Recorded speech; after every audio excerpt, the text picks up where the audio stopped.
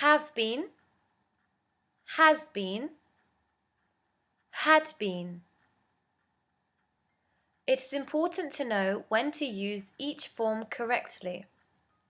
The form used will depend on the subject and the tense of the sentence.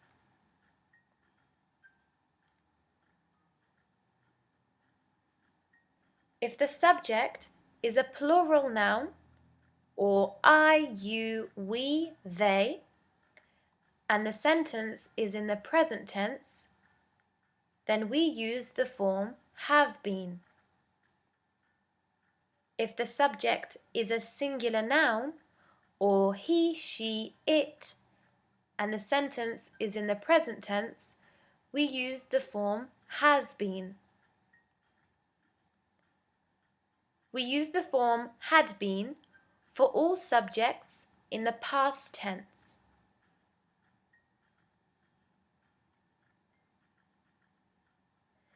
If you're ever confused about which form to use, then use this table as a guide. Think about the subject and the tense of the sentence, so whether it is in the present tense or past tense.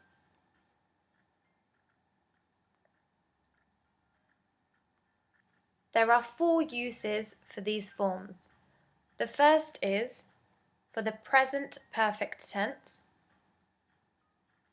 for the past perfect tense, when talking about travel experience, and when using the passive voice.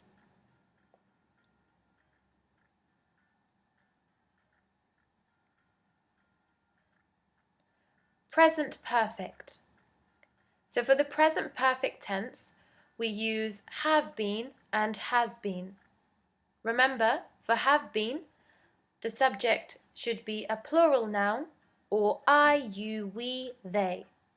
For has been, the subject should be a singular noun, he, she, or it.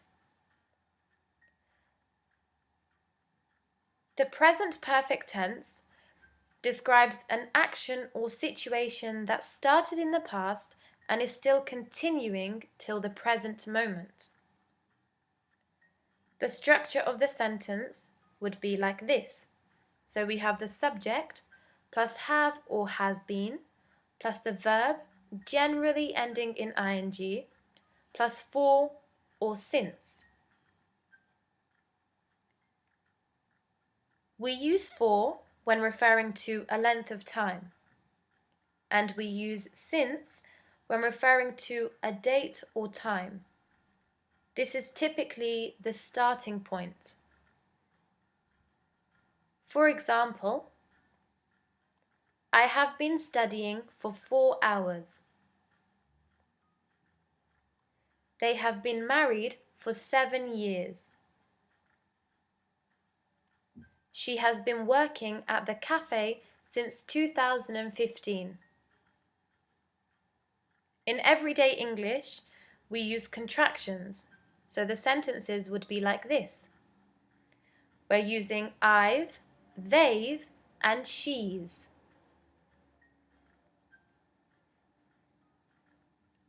Past perfect. So for the past perfect tense, we use had been, and this is for all subjects. So the past perfect tense refers to an action or situation that was finished before another past action happened.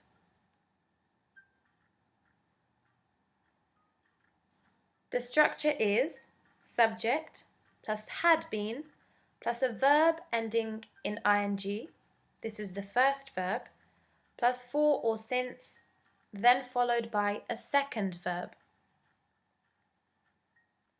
For example, I had been studying for 4 hours when I fell asleep. They had been married for 7 years when they divorced. She had been working at the cafe for 5 years when she quit the job. As you can see from the examples, the sentences contain 2 verbs. So there is a continuous action and a finished action.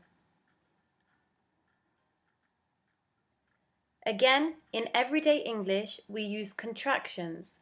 So the sentences would be like this. I'd been, they'd been, she'd been. Talking about travel experience. A few examples are, have you been to Istanbul? I have been to Istanbul 3 times. I have never been to Istanbul.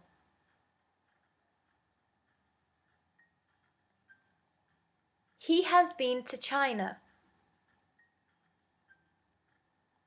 When I visited Italy last year, I had never been abroad before. Again, when we use had been, there are 2 events that occur in the sentence.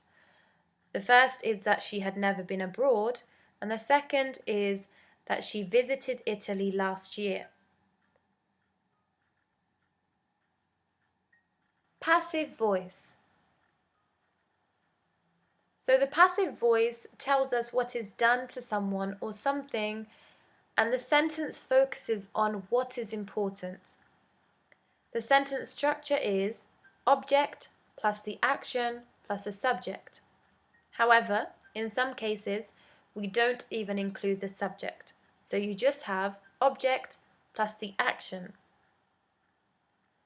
The sentence puts emphasis on the object that is being acted upon and is used when the subject is not known or is not important. For example, your parcels have been delivered to a safe place. In other words, this means that we have delivered your parcels to a safe place. Your mortgage application has been approved. This just means we have approved your mortgage application. When the phone stopped working, it had been purchased just a week ago.